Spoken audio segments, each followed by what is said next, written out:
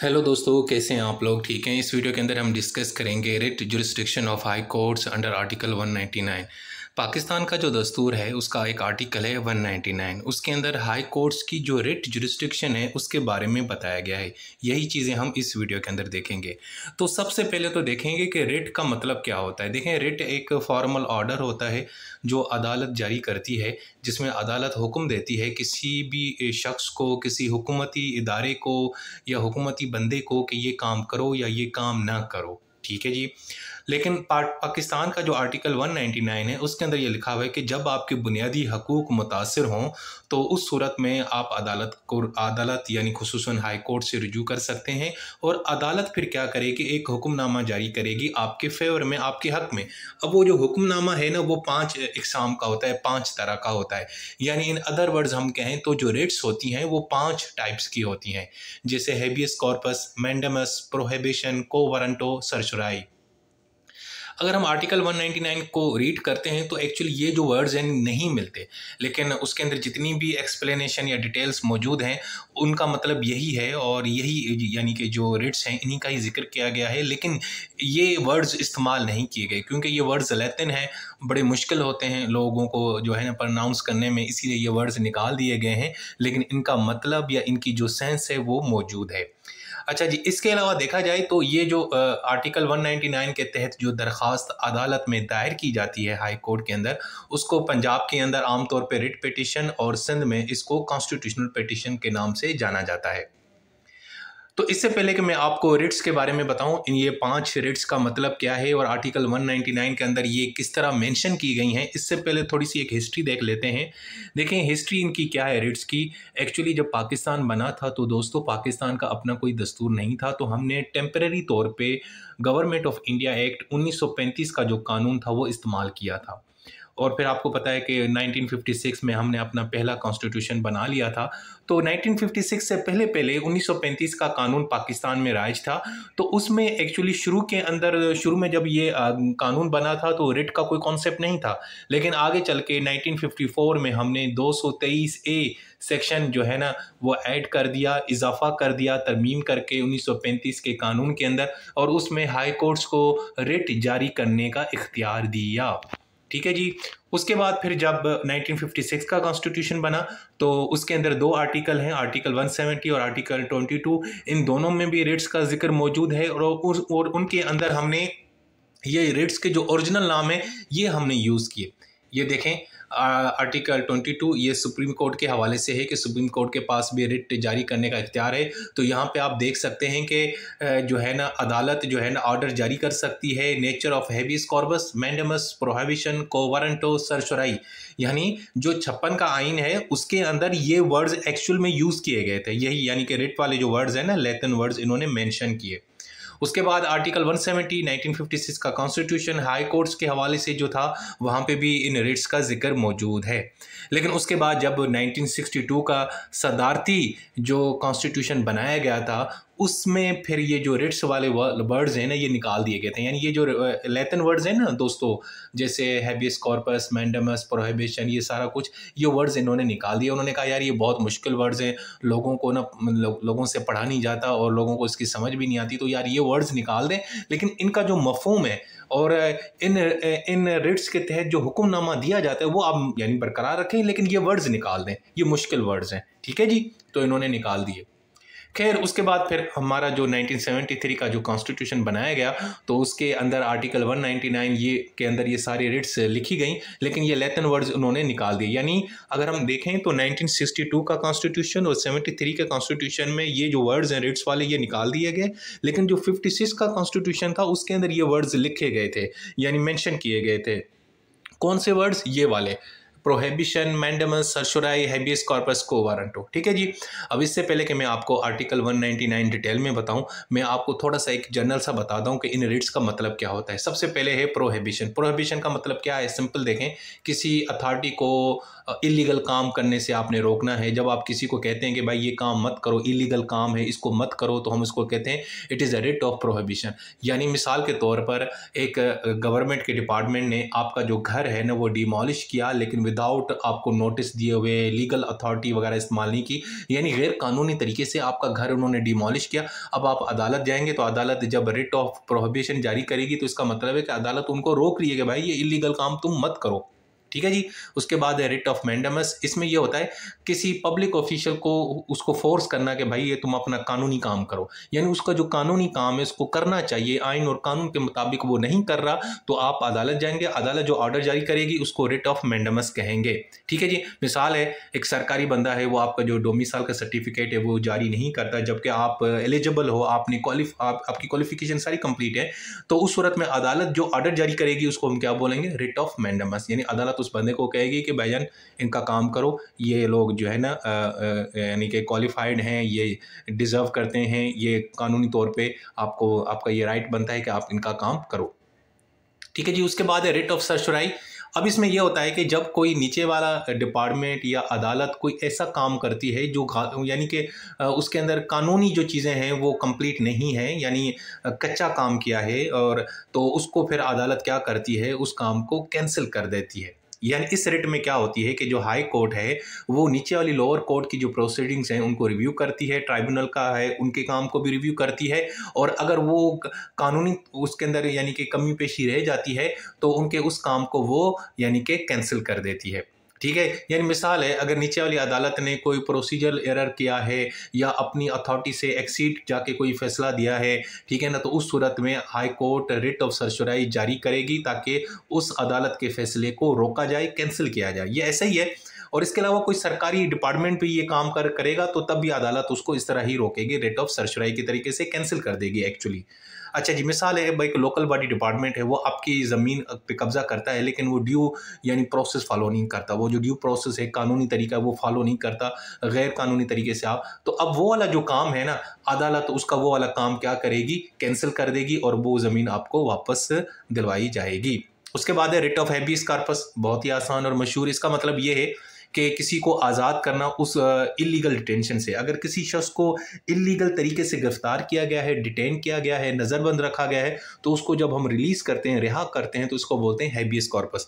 इसमें मतलब ये होता है कि जब आमतौर पे पुलिस क्या करती है कि ना कुछ लोगों को बगैर FIR के या अदालत की प्रोडक्शन के सामने बगैर गिरफ्तार कर लेती है, और 24 घंटा भी गुजर जाता है, अदालत के सामने पुलिस उन बंदों को प्रोड्यूस नहीं करती, उनको पेश नहीं करती, तो उस सूरत में अदालत जो ऑर्डर जारी करती है उसको बोलते हैं हैबियस कॉर्पस।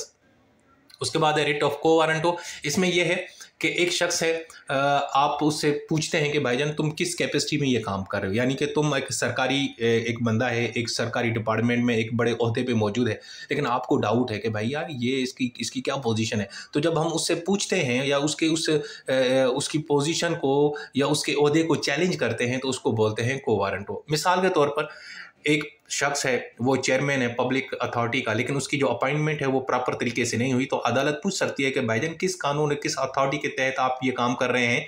ठीक है। और अगर वो बंदा साबित नहीं कर पाता कि मेरी यहाँ पे जो अपॉइंटमेंट है वो बिल्कुल एक लीगल तरीके से हुई है, कानूनी तरीके से हुई है, तो अगर नहीं कर सकता तो अदालत फिर उसको उसके ओहदे से हटा देती है। सो दोस्तों ये थी 5 रिट्स, ये मैंने आपको आसान करके बता दिया। अब मैं आपको बताऊंगा कि आर्टिकल 199 के अंदर ये किस तरह लिखी हुई है। तो जनाब ये देखें आर्टिकल 199, इसमें ये लिखा हुआ है कि देखें जब आपके पास कोई और रेमेडी ना हो, आपके सारे रास्ते बंद हो जाएं, तो फिर आपने हाई कोर्ट में जाना है आर्टिकल 199 के तहत और आपने रिट फाइल करनी है। अब जो भी रिट फाइल करेंगे वो मैं आपको बताऊंगा कौन कौन से रिट फाइल कर सकते हैं। सबसे पहले जो क्लॉज 1 है उसका जो पहला ए है, उसका जो नंबर 1 जो पैराग्राफ है उसके अंदर 2 रिट्स का इन्होंने जिक्र किया है। एक है रिट प्रोहिबिशन और मैंडेमस। देखें ये वर्ड्स प्रोहिबिशन और मैंडेमस यहाँ पे नहीं लिखे हुए, ओरिजिनल जो ड्राफ्ट है उसके अंदर ये वर्ड्स नहीं है, लेकिन जो पहला पैराग्राफ है जब हम उसको पढ़ते हैं तो उसका मतलब यही होता है कि उसके अंदर इन 2 रिट्स का जिक्र है। कैसे जिक्र है, इसमें लिखा हुआ है कि कोई भी एग्रीव्ड पार्टी वो होती है जो मुतासर होती है, ठीक है ना। मुतासर शख्स जो है ना वो हाई कोर्ट को रिजू कर सकता है और हाई कोर्ट जो है ना वो 2 रिट जारी करेगी, एक प्रोहिबिशन की और मैंडेमस की। प्रोहिबिशन यानी किसी बंदे को रोकेगी कि ये इलीगल काम मत करो, और मैंडेमस से मतलब ये है कि किसी बंदे को हुक्म देगी कि भाई ये कानूनी काम अपना करो, ठीक है। तो क्लॉज 1 जो है आर्टिकल 199 उसकी जो सब क्लॉज ए है और उसका जो पहला A1 पैराग्राफ है उसके अंदर 2 रिट्स का जिक्र है, मैंडेमस का और प्रोहिबिशन का। ये देखें जी, ये देखें, ये ओरिजिनल टेक्स्ट है। अब देखें ना आर्टिकल 199 लिखा हुआ है, ठीक है ना, इसकी सब क्लॉज 1 है, उसका भी ए पोर्शन है, उसके बाद है नंबर 1। अब नंबर 1 के अंदर ये जो येलो जो लिखा हुआ है ना, एनीथिंग ही is not permitted by law to do, ये प्रोहिबिशन का जिक्र है। और ये जो पिंक में वर्ड्स लिखे हुए हैं इनका मतलब क्या है, मैंडेमस। तो क्लियर हो गया। तो भाईजान ये जो पैराग्राफ है ये एक्चुअली इस पैराग्राफ के अंदर 2 रिट्स का जिक्र आता है, मैंडेमस का और प्रोहिबिशन का। अब मैंडेमस और प्रोहिबिशन का वर्ड नहीं लिखा हुआ, लेकिन इस पैराग्राफ को जब हम पढ़ते हैं तो हमें यही समझ आता है कि यार इनका मतलब यही है, ठीक है जी। अच्छा जी, उसके बाद अब ए का जो दूसरा पैराग्राफ है उसके अंदर रिट ऑफ सर्शराई का जिक्र है। इसमें भी यही कि कोई भी की एग्रीव्ड पर्सन यानी जो मुतासिर शख्स है वो अदालत के पास जाएगा और अदालत रिट ऑफ सर्शराई जारी करेगी। तब जारी करेगी जब कोई पब्लिक ऑफिशियल या कोई नीचे वाली अदालत कोई ऐसा फैसला देती है जो उसके लीगल अथॉरिटी के अंदर नहीं आता या उसके अंदर एरर है, उसके अंदर खामियां हैं, तो अदालत रिट ऑफ सर्शराई जारी करेगी। अब इसमें क्या होगा कि अदालत क्या करेगी कि उनके उस फैसले को या उनकी उन गलतियों को दुरुस्त करेगी या रिमूव करेगी। अगर नीचे वाली अदालत ने कोई गलत फैसला दिया है, उसके अंदर कानूनी तकाजे पूरे नहीं किए, ट्राइब्यूनल ने कोई फैसला दिया तो उसको रिमूव करेगी। और इसके अलावा अगर कोई उन्होंने बिल्कुल सही तरीके से प्रोसीजर फॉलो नहीं किया तो उनकी उस काम को कैंसिल भी कर देगी। वैसे लफ्ज़ जो सरशुराई है इसका मतलब होता है सर्टिफाइड करना, किसी को दुरुस्त करना, ठीक है। अब मिसाल दें, एक लोकल अथॉरिटी ने क्या किया है कि वो जो है ना प्राइवेट लैंड को यानी कि टेक ओवर करती है लेकिन नोटिस नहीं देती, प्रॉपर प्रोसेस को फॉलो नहीं करती, तो अब इसके अंदर इसके प्रोसेस में खामियां हैं ना, तो हाई कोर्ट क्या करेगी, एक्शन लेगी और उनके इस काम को इलीगल डिक्लेयर करेगी और साथ में क्या करेगी, वो जो ज़मीन है दूसरे लोगों को वापस देगी, यानी उनके काम को उसने कैंसिल कर दिया। तो इसको बोलते हैं रिट ऑफ सर्चुराई। तो ये कहाँ पे लिखा हुआ है, ये जनाब लिखा हुआ है जो हमारी क्लॉज 1 है आर्टिकल 199, उसके अंदर 1A पोर्शन जो है उसका जो दूसरा पोर्शन है यानी कि ए का जो दूसरा पैराग्राफ है उसके अंदर ये लिखा हुआ है।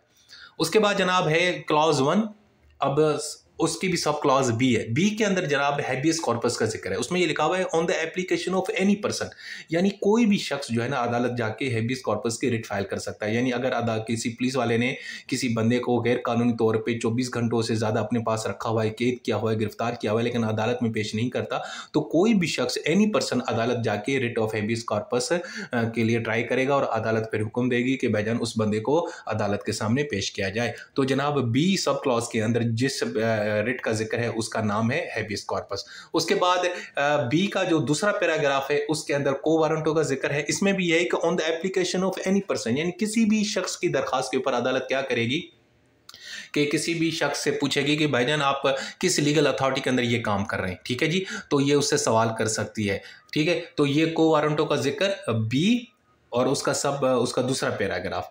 अब ये याद रखिएगा कि यहाँ पे ये जो वर्ड्स हैं ना को वारंटो हैबियस कॉर्पस, ये भाई एक्चुअली मौजूद नहीं है आइन के अंदर आर्टिकल 199 के अंदर, लेकिन इनकी जो ये सब क्लॉज और पैराग्राफ्स हैं ना इनका मतलब यही है जो मैं आपको समझा रहा हूँ, ठीक है जी। उसके बाद है जनाब सब क्लॉज 1 की सी, ये बड़ा अहम है। सी के अंदर भाईजान आप कोई भी रिट यानी कि किसी भी रिट के लिए अप्लाई कर सकते हैं। अगर आपका कोई भी बुनियादी हक मुतासर है तो on the application of any aggrieved person, यानी कोई भी मुतासर शख्स सब क्लॉज 1C के तहत आर्टिकल 199 1C के तहत अदालत जा सकता है। अगर आपका कोई बुनियादी हक मुतासर है तो अदालत फिर जनाब किसी भी शख्स को या किसी भी अथॉरिटी को या इवन के हुकूमत को ऑर्डर देगी कि भाईजान इसके जो बुनियादी हक मुतासर हो रहे हैं वो बहाल किए जाएं, ठीक है जी। तो ये बड़ा अहम वैसे सब क्लॉज है 1C, ये बड़ा अहम है। इसको आप यानी कि हर जगह फिट कर सकते हैं। आपको कोई भी मसला हो आप 1C अप्लाई कर देंगे, भाई मेरा फलां बुनियादी हक मुतासर हो रहा है, काइंडली को रिट जारी करें, ये करें वो करें, ठीक है जी। अच्छा जी, अब हम इनको ज़रा एक अलग तरीके से देखते हैं मज़ीद आसान करके। अब हम देखेंगे कि भाईजान ये रिट कौन फाइल कर सकता है। वैसे मैं ऊपर बता चुका हूँ लेकिन मैंने आपके लिए मज़ीद इसको सिंप्लीफाई किया है। सबसे पहले कि भाई हैबियस कॉर्पस और को वारंटों में तो कोई भी शख्स यानी कि आप मुतासर हो या नहीं हो, आपको तकलीफ पहुँची है या नहीं है, तो कोई भी बंदा हैबियस कॉर्पस में और को वारंटों में अदालत में दरख्वास्त दे सकता है। यानी उसके लिए भाई आपका ज़ाती तौर पर अफेक्टेड होना, मुतासर होना ज़रूरी नहीं है और उसमें आपको लोकस स्टैंडाई भी साबित करने की ज़रूरत नहीं है कि आपकी लीगल स्टैंडिंग क्या है, ठीक है जी। लेकिन जो 3 और रेट्स है, मैंडेमस, सरसराई, प्रोहिबिशन, इसमें जनाब है कि सिर्फ वही शख्स रेट के लिए अप्लाई करेगा जो खुद मुतासर है, जिसको तकलीफ हुई है, ठीक है। और इसमें आपको लोकस स्टैंडी भी साबित करना पड़ेगा, ठीक है जी। अब इनको हम मजीद हमने आसान यूं किया है, देखें क्लॉज 1 A1 के अंदर क्या हुआ है, प्रोहिबिशन और मैंडेमस का जिक्र है। A2 के अंदर सरसराई का जिक्र है। B1 के अंदर हैबियस कॉर्पस का, और B2 के अंदर को वारंटो का, और C के अंदर सिंपल किसका जिक्र है, फंडामेंटल राइट्स, जो भी आपके अगर मुतासर हो रहे हैं, ठीक है जी। अच्छा जी, उसके बाद जनाब आर्टिकल 199 के अंदर जो क्लॉज 1A है, ये नई क्लॉज ऐड की गई है, डाली गई है 26वीं आईनी तरमीम के तहत, और इसमें लिखा गया है कि आज के बाद हाई कोर्ट खुद से जनाब जो है ना सो मोटो नहीं लेगी रिट के मामले में।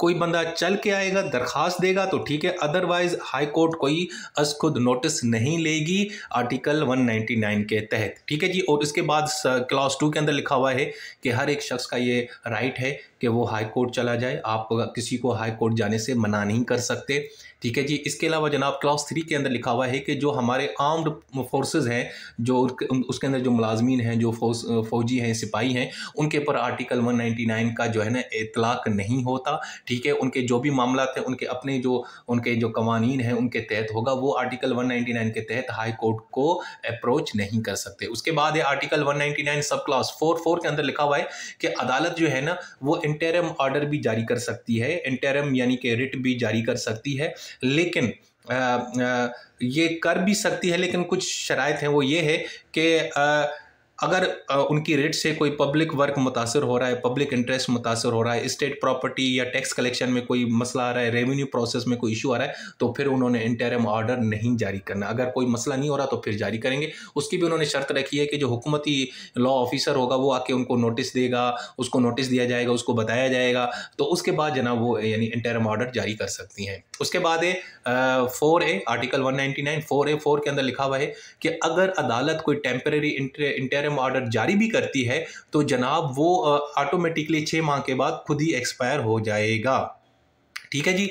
और उसके बाद है 4B के अंदर ये लिखा हुआ है कि अदालत अगर इंटरिम ऑर्डर जारी करती है तो उसके बाद जनाब 6 माह के अंदर अंदर जो है ना केस जो है ना उसको आपने डिसाइड करना है, उसका फैसला सुनाना है, ये ज़रूरी है। और उसके बाद जो सब क्लॉज 5 है उसके अंदर पर्सन की डेफिनेशन इन्होंने लिखी है कि गवर्नमेंट बॉडीज़ और अथॉरिटीज़ और प्रिस्क्राइब्ड लॉ ऑफिसर का यहाँ पे मतलब है, अगर वो फेडरल मैटर, अगर वो विफाकी मामला है तो वहाँ पे जो लॉ ऑफिसर होगा उसका नाम होगा अटॉर्नी जनरल, और जो सूबाई मामला होंगे तो उसके अंदर जो बंदा होगा वो सरकारी जो वकील होगा उसका नाम होगा एडवोकेट जनरल, ठीक है जी। तो ये हो गया आर्टिकल 199। लेकिन ये जो रेट ऑफ हैबियस कॉर्पस है ना, इसके लिए बहुत सारे लोग जब अदालत जाते हैं तो उनको मशवरा दिया जाता है कि आर्टिकल 199 के साथ आप एक्चुअली जो CRPC का जो सेक्शन है ना 491 यार ये भी लिखा करें, क्योंकि जो 491 सेक्शन है ना उसके अंदर हैबियस कॉर्पस का जो स्कोप है इतना वाइड है, इतना यानी वसी है, इसमें सब चीज़ें आ जाती हैं। मिसाल के तौर पर अगर आप अदालत से चाहते हैं कि कोई भी ऑर्डर जारी करे, डायरेक्शन दे हैबियस कॉर्पस के मामले में तो 491,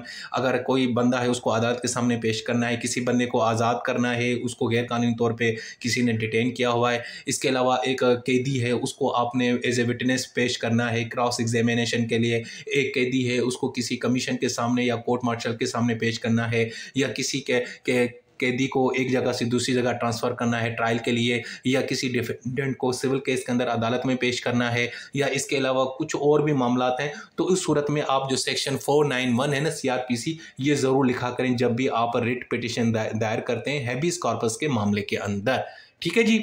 सो दोस्तों ये हमारा, हाँ लेकिन यहाँ पे इन्होंने लिखा है जो प्रिवेंटिव डिटेशन है वो अप्लाई होती है यहाँ पे, ठीक है, यानी कि आमतौर पे वैसे अप्लाई तो नहीं होती, ठीक है, यानी कि जो सेक्शन 491 के अंदर जितनी भी चीज़ें हैं ये प्रिवेंटिव डिटेंशन का जो मामला होता है आपको पता है आइन के अंदर ये इसका मामला दर्ज है, तो उसमें ये अप्लाई नहीं होती, बाकी हम इसको अप्लाई करते रहेंगे। सो दोस्तों ये थी हमारी वीडियो, इसके अंदर भाई मैंने आपको बड़ा डिटेल के अंदर और आसान करके बताया कि एक्चुअल में आर्टिकल 199 के अंदर किन किन पैराग्राफ्स के अंदर कौन कौन से रेट का जिक्र मौजूद है। एक्चुअली जब हम आर्टिकल 199 पढ़ते हैं ना दोस्तों, तो ये जो वर्ड्स नहीं है मैंडेमस, सरसराई, को वारंटो, ये प्रोहिबिशन, हैबियस कॉर्पस, ये नज़र नहीं आते। तो नज़र क्यों नहीं आते? क्योंकि ये अल्फाज उन्होंने निकाल दिए हैं और अब उनको आसान करके लिखा हुआ है। तो ये मैंने अब आपको बताएगा कि किस पैराग्राफ में किस रिट का जिक्र मौजूद है और उसको किस तरह हमने, और कौन शख्स दरख्वास्त दे सकता है, ये भी मैंने आपको बता दिया। और मज़ीद मैंने यहाँ पे एग्जांपल्स भी लिख दिए हैं, आप उनको देख लीजिएगा। सो दोस्तों, अपना बहुत सारा ख्याल रखें। Take care. अल्लाह हाफिज़ और खुश रहें। अल्लाह हाफिज़।